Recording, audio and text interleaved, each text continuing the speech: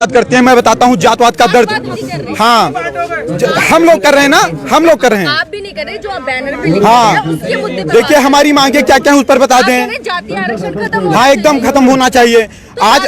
हाँ, बस एकदम उसी पर बता रहे हैं आपको, उसी पर बता रहे हैं। क्या टाइटल लगा, एक सेकंड हम बोलने दीजिए ना बीच में। क्या टाइटल लगाना जातवाद है? अगर टाइटल लगाना जातवाद है तो पासवान भी लगाते हैं, यादव भी लगाते हैं, वर्मा भी लगाते हैं, शर्मा भी लगाते हैं, तिवारी भी लगाते हैं, मिश्रा भी लगाते हैं, पाड़े भी लगाते हैं। ये जातवाद नहीं है।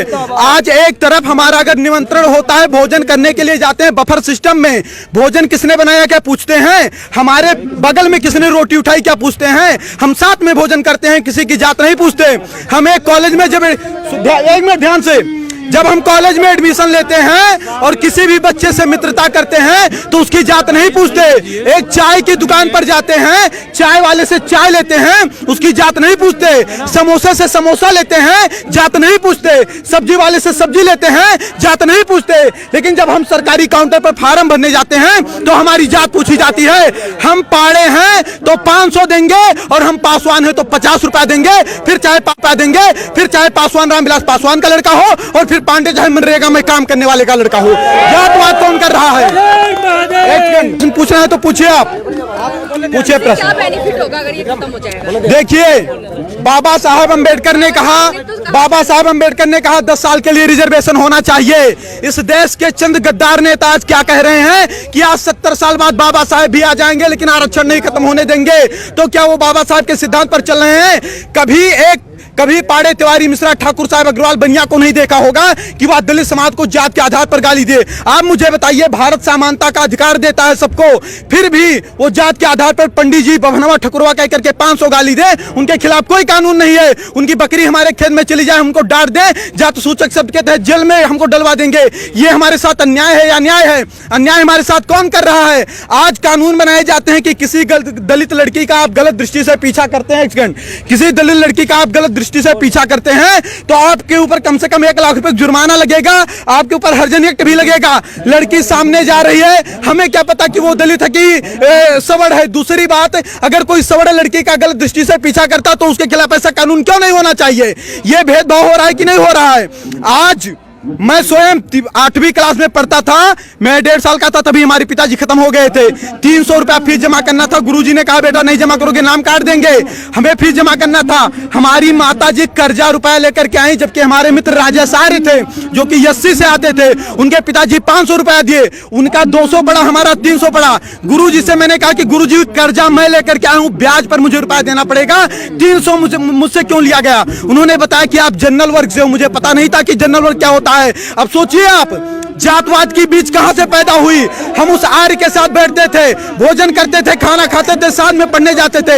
हमने जातवाद नहीं किया, लेकिन हम पाड़े थे इसलिए 300 रुपया लिया गया, हम ब्याज पर लेकर आए थे, भुखमरी के कगार पर थे, ये हमसे नहीं पूछा गया। जात के आधार पर तो शोषण हमारा हो रहा है 70 साल। आप बताइए, एक छोटी सी बात बताइएगा, भारत का संविधान कहता है, वहां देख के बोलो ना, भारत का संविधान कहता है कि अगर किसी का बाप 302 करेगा तो उसकी सजा उसके बाप को मिलेगी, बेटे को नहीं मिलेगी। सही कह रहा हूं, गलत कह रहा हूं? अगर मैं किसी का मर्डर करता हूं तो उसकी सजा मेरे भाई को मिलेगी या मुझे मिलेगी?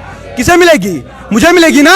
तो सोचिए, 1947 के पहले जो शोषण हुआ, ना शोषण करने वाले जिंदा हैं और जिनका शोषण हुआ ना वो जिंदा हैं। फिर उसका बदला 1999, 92 और 95 में पैदा होने वाले बच्चे से क्यों लिया जा रहा है? आज अगर 70 साल से सारे नेताओं के भाषण सुन लीजिए, क्या कहते हैं कि यह सरकार दलितों की है, पिछड़ों की है, शोषितों की है, वंचितों की है। फिर भी 70 साल से दलित दलित है, शोषित शोषित है, वंचित वंचित है। तो इसका जिम्मेदार सरकार है कि सवर्ण है? इसका जिम्मेदार संविधान है कि सवर्ण है? सवर्ण के ऊपर कैसे आरोप लगाया जा सकता है?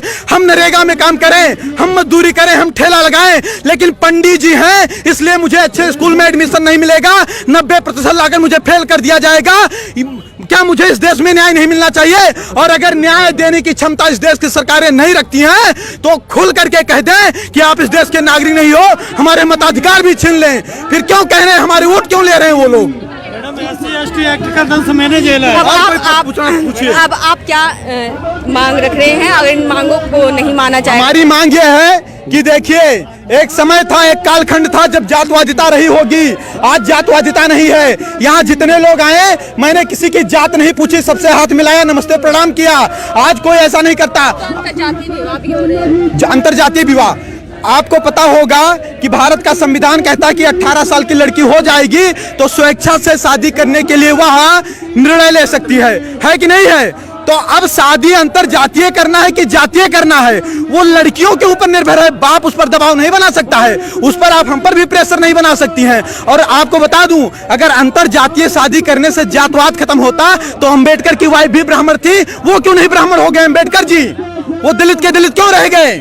रामविलास पासवान ब्राह्मण क्यों नहीं हो गए? वो दलित के दलित क्यों हैं? ये चंद लोग मलाई काट रहे हैं। आज गांव का गरीब दलित गोबर और मिट्टी में पड़ा है और दलित का मुद्दा उठाने वाले लोग मर्सिडीज से चल रहे हैं। उसके बाद उनका शोषण वो करते हैं। 22.5% दलितों का रिजर्वेशन, क्या उसमें कोई सवर जा सकता है? नहीं जा सकता। उसका लाभ कौन ले रहा है? दलित ही तो ले रहा है। अगर कहीं पर आरक्षित सीट आती है तो वहां चुनाव कौन लड़ेगा? दलित ही तो लड़ेगा, सवर तो लड़ नहीं पाएगा। फिर उनका अधिकार कौन खा रहा है? 56,000 करोड़ अनुसूचित जात के लिए और 39,000 करोड़ अनुसूचित जनजात के लिए ये जात के आधार पर बजट है। अगर जात के आधार पर ये बजट आए तो उन्हीं के जात के लोग खाए कि हम लोग खा लिए? फिर आरोप हमारे ऊपर कैसे लगाया जा रहा है कि हम उनका शोषण कर रहे हैं?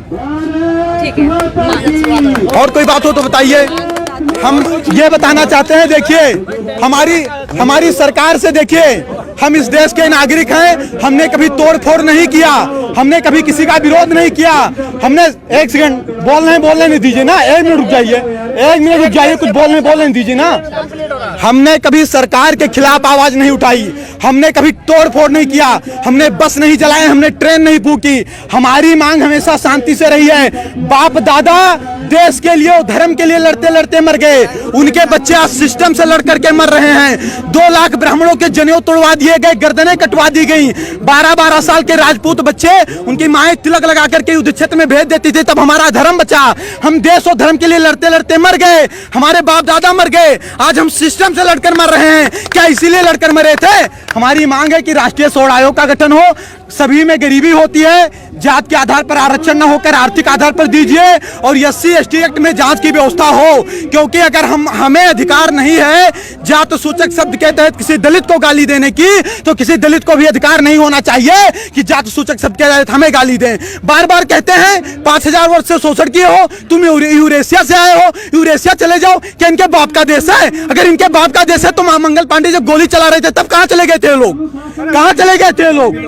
सपोर्ट कर दिया, आना नहीं पड़ता यहाँ। और कोई बात होगी तो बताइएगा, हम अपने मुद्दे पर तटस्थ हैं, और अगर कहीं किसी को समस्या होगी तुरंत बताइए। तो आपने देखा यहाँ पर जो है आरक्षण जो है जातिगत आरक्षण नहीं होना चाहिए, यहाँ पे मांग की जा रही है। नई दिल्ली के जंतर मंतर पर तमाम लोग आकर के यही कह रहे हैं कि जातिगत आरक्षण नहीं होना चाहिए, और SC/ST एक्ट जो लगाया गया है, जो बनाया गया है, इसमें सुधार होना चाहिए।